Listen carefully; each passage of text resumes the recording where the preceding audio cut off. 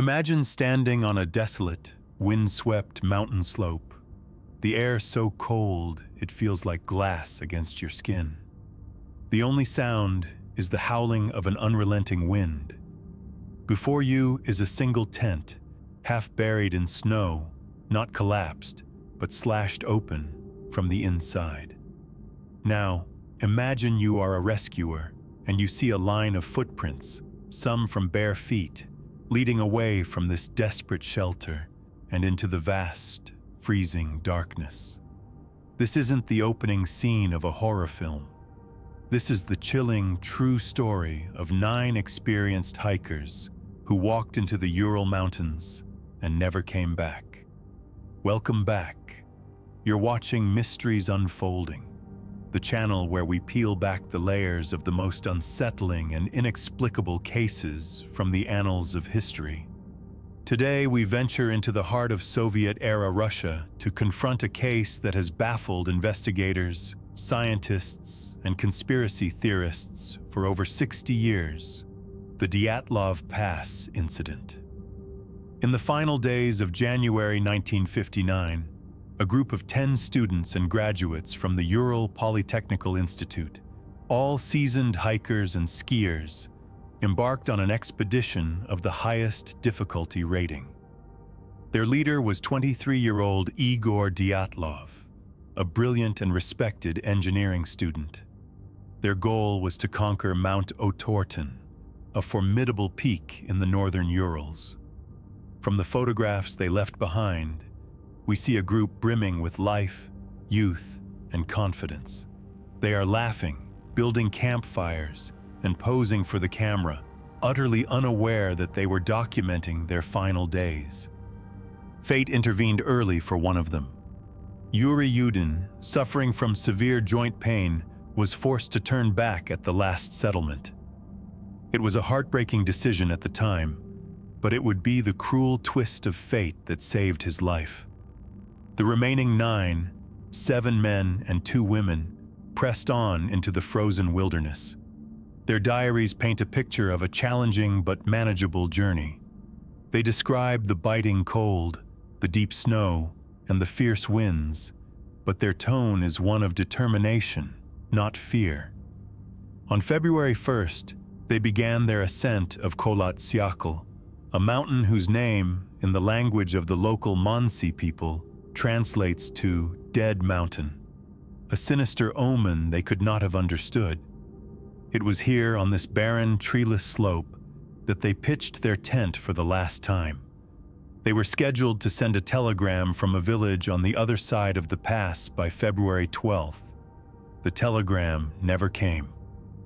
When weeks passed with no word, a massive search and rescue operation was launched. On February 26th, the search party located the abandoned camp. The scene that greeted them was not one of tragedy, but of pure, unadulterated mystery. The tent was intact, but had been sliced and ripped open from within. It was clear that its occupants had fled in a state of extreme panic, leaving behind all of their warm clothing, boots, survival gear, and food. Why? What could possibly drive 9 experienced mountaineers to cut their way out of their only shelter and run underdressed into a sub-zero blizzard? The trail of footprints leading from the tent only deepened the enigma. They descended the slope in a relatively orderly fashion, suggesting the group was not running blindly, but moving together. Some prints were from socks, others were from a single boot, and some were completely bare. A full kilometer away, at the edge of a dense forest, the first horrifying discovery was made. Beneath a towering cedar tree lay the remains of a small fire and the first 2 bodies, Yuri Doroshenko and Yuri Krivonishenko. They were stripped down to their underwear. Their hands were torn and bloodied, and the branches of the cedar above them were snapped up to a height of 5 meters, suggesting they had desperately tried to climb it, perhaps to escape something on the ground, or to get a better vantage point. But what were they looking for? And what had happened to their clothes? 3 more bodies were found between the cedar tree and the camp: Igor Dyatlov, Zina Kolmogorova, and Rustem Slobodin. Their positions suggested they were making a desperate final attempt to crawl back up the slope to the relative safety of the tent. They were more fully dressed than the first 2, but still inadequately for the lethal conditions. Slobodin had a minor skull fracture, but the official cause of death for all 3 was hypothermia. Still, the central question remained unanswered. What had made them flee in the first place? The most gruesome discoveries were yet to come. For 2 long months, the fate of the final 4 hikers remained a mystery. Then, in May, as the snow began to melt, they were found buried under 4 meters of snow in a ravine, 75 meters from the cedar tree. And it was here that the story took a turn from a tragic mystery into the realm of absolute horror. These 4 had suffered catastrophic, violent injuries. Thibaut Brignol had a crushed skull. Lyudmila Dubinina and Semyon Zolotaryov had multiple massive chest fractures. A medical examiner compared the force required to inflict such damage to that of a high-speed car crash. Yet, bafflingly, their bodies bore almost no external signs of trauma. There were no bruises, no soft tissue damage. It was as if they had been crushed from the inside out by an immense, invisible force. And the final, chilling details. Lyudmila Dubinina was missing her tongue, eyes, and part of her lip. Alexander Kolovatov was also missing his eyes. What in God's name happened on Dead Mountain? The official investigation was closed after only a few months, with a conclusion that was as vague as it was unsettling. The final report stated that the hikers had died as a result of a compelling natural force which they were unable to overcome.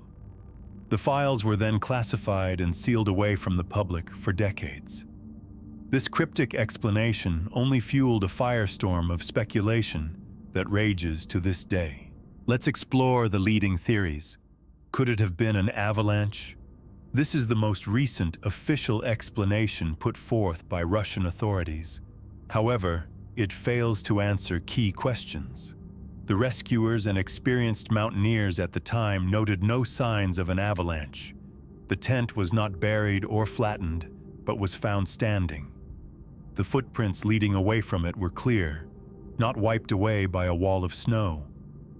What about a human attacker? Perhaps escaped Gulag prisoners, or the indigenous Mansi people. This theory was quickly dismissed. All the group's valuables, including money, alcohol, and unmanned equipment, were left untouched in the tent.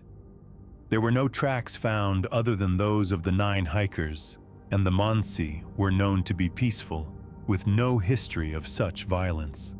This is where the theories enter a more sinister, paranormal realm. Tests on the hikers' clothing revealed that some of it was highly radioactive. Furthermore, another hiking group and other witnesses in the region reported seeing strange, bright, orange spheres or lights in the sky on the night of the incident. This led to the most enduring and popular theory. The Dyatlov group were accidental witnesses and victims of a secret Soviet weapons test. Could a missile test gone wrong, or the concussive blast from a vacuum bomb have caused the internal injuries? Could the strange lights have been part of the test? Some speculate that the event produced a wave of infrasound, a low-frequency sound that is inaudible to the human ear but can induce intense, irrational panic, nausea, and dread. This could explain the sudden, terrified flight from the tent. It's a compelling theory that ties together many of the bizarre elements of the case. The 9 deaths on Dyatlov Pass remain one of the most haunting unsolved mysteries of the 20th century. It is a story of courage turned to terror, of a fun-loving adventure that descended into an inexplicable nightmare. They were not reckless amateurs. They were skilled and prepared. Yet, They were confronted by something on that desolate mountainside so powerful and so terrifying that it forced them from their only shelter into a frozen grave. Whether it was a force of nature, a state secret, or something else entirely, the truth lies buried with them, forever silent under the snows of Dead Mountain. Thank you for watching this chilling story unfold with us. What do you believe happened to the Dyatlov hikers? Share your theories in the comments below. If you enjoyed this deep dive from Mysteries Unfolding, don't forget to like this video and subscribe for more chilling tales from the past. Until next time, stay curious.